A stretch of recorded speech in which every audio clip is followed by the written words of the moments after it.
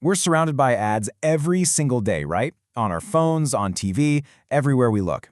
But have you ever stopped to think about what happens before you see that flashy commercial or that clever Instagram post? Well, there's this whole hidden world of strategy and deep research that happens way before anyone even thinks about the creative side. So that's what we're going to do today. We're going to pull back the curtain on that whole process. Okay, so picture this. You've just come up with the next big thing, an amazing product. That's awesome. But then comes the really hard question. Who are you going to sell it to? And maybe more importantly, how are you going to convince them that they absolutely need it? That right there, that's the huge challenge every single business has to figure out. And you definitely don't find the answer by just guessing. See, before you even think about an ad, you got to have a plan. Truly great marketing isn't some random bolt of lightning or creative genius. No, it's built on a solid, carefully thought-out foundation. And that foundation, it's called the marketing plan. Now, here's the key thing to remember about a marketing plan. It's an internal document. This isn't for public consumption. It's the company's secret playbook, you know? It's a really deep and frankly honest look at where the company stands, what it's good at, what it's not so good at, and what it really needs to accomplish. So what's actually in this playbook? What does it do? Well, think of it like a doctor for the business. It diagnoses the whole market situation. It sets crystal clear goals. It outlines who exactly the target audience is. And this is a big one. It justifies why they're spending money on advertising. Basically, it's the document that stops someone from asking, hey, why are we spending millions on ads? Because the answer, the whole strategy, is right there in black and white. All right, now we're getting to what is honestly the most important part of this whole thing. Knowing who you're talking to. And I don't just mean knowing their name, I mean really knowing them, inside and out. I mean, just think about it. The ads that really work, the ones that stick with you, they feel like they're talking directly to you, right? That is totally on purpose. To make that kind of personal connection, marketers have to understand what you actually care about, what drives your decisions, and what problems you're trying to solve.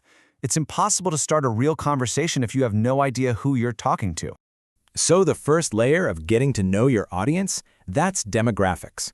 This is the what, the basic hard facts about a person. It's the kind of stuff you'd find on a census form. So, for example, you can start to sketch out a person with these data points. Okay, she's between 25 and 34, makes about 75 grand a year, she's a college grad working as a graphic designer.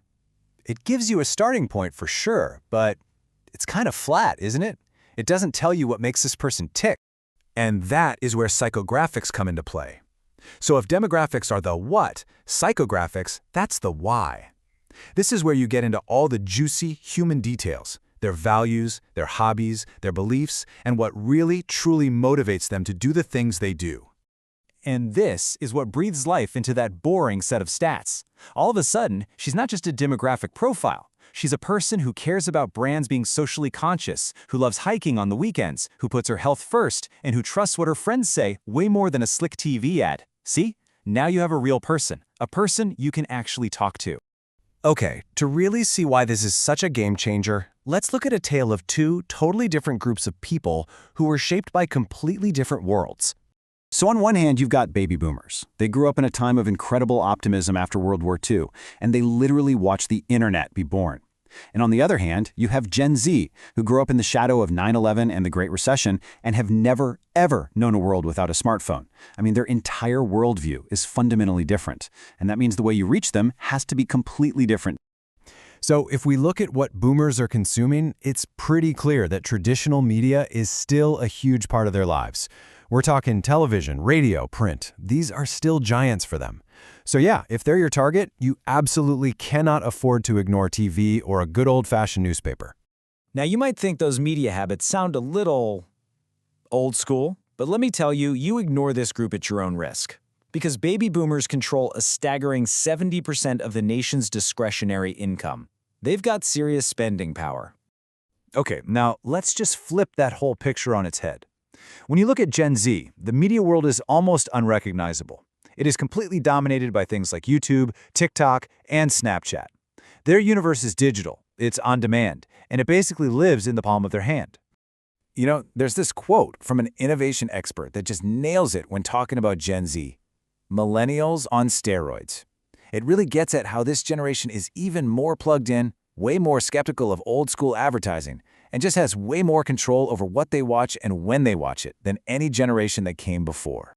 All right, so you've done all this work. You've got your research. You know their demographics. You understand their psychographics. Now what? What do you actually do with all this incredible insight? Well, now you start building the perfect message. Well, this is where a classic tool called the marketing mix comes in. You might have heard it called the 4 Ps. That's product, price, promotion, and place.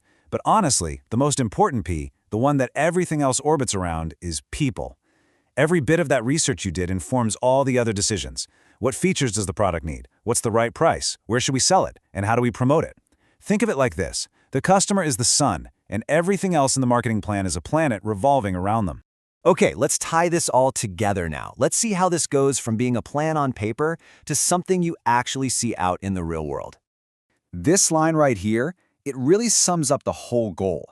Because at the end of the day, all that data and strategy is useless unless you can turn it into a story that actually connects with people, that makes them feel something. And a huge part of telling a good story is knowing who you are as a brand. For example, there was this AI company that knew its customers were young, smart developers who were just tired of the big, slow, old-school tech companies. So what did they do? In their marketing plan, they made a decision. They defined themselves as a challenger brand. They decided to be hungry, to be opinionated, and to tell it like it is, which was exactly the story that would connect with that very specific audience. So, in the end, effective marketing, it's not about who has the biggest megaphone or who shouts the loudest. It really is about building a bridge. It's a bridge that starts with a deep, genuine understanding of people on one side and leads to a clear, authentic story on the other, a story that works because it was built just for them. So, here's my challenge to you. The very next ad you see, doesn't matter if you're scrolling TikTok or just watching TV, stop for a second and ask yourself, what's the plan here? Who are they really talking to? Once you start looking for it, you might be amazed at what you find. Thanks for joining us.